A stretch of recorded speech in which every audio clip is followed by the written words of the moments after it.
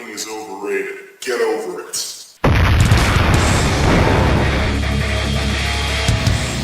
Welcome to the best Pastiche in the universe on MultimediaJay. Now, if you hang out with computer nerds and build your own computers as long as I have, eventually you're going to run into those people. These are the people who make fun of you if you don't do every single thing the way that they do. And they're annoying and obnoxious, and many times they are wrong.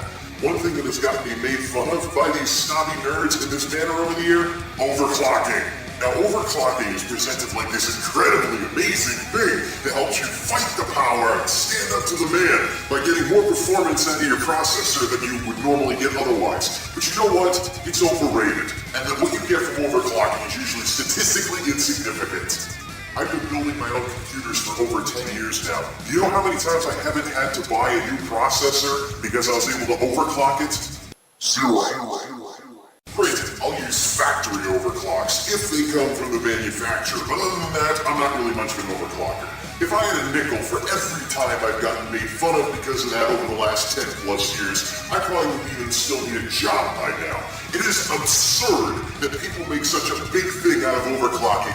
Oh my goodness, you don't overclock very much, if at all? How's it smell up there with your head so far up some corporation's ass that you're taking their word for it? Taking their word for it? Excuse me?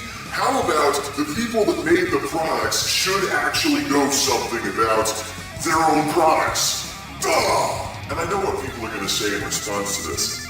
Oh my goodness, the silicon lottery. Don't you know about the silicon lottery? Yes, I do know about the silicon lottery.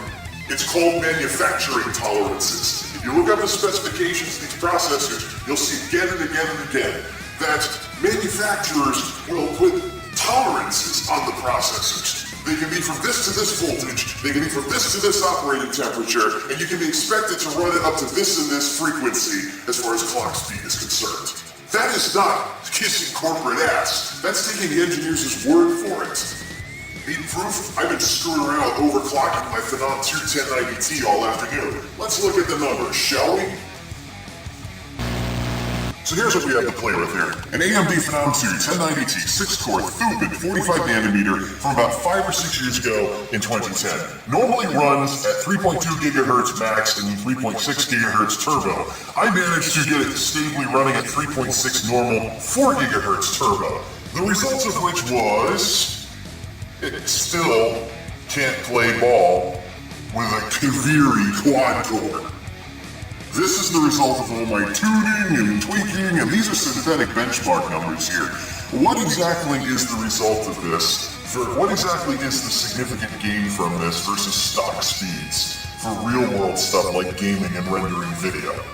Yeah, and if you go over to the Intel side with something like the Devil's Canyon or something along those lines, not even close.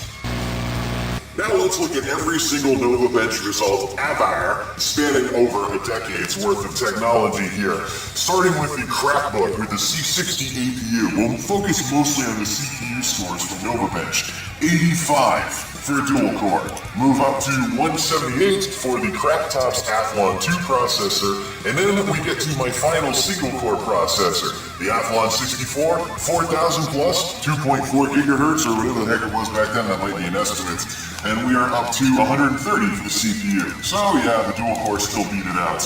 But then we get back to other dual cores, 245 for Core 2 Duo. I did one more benchmark of that, 241.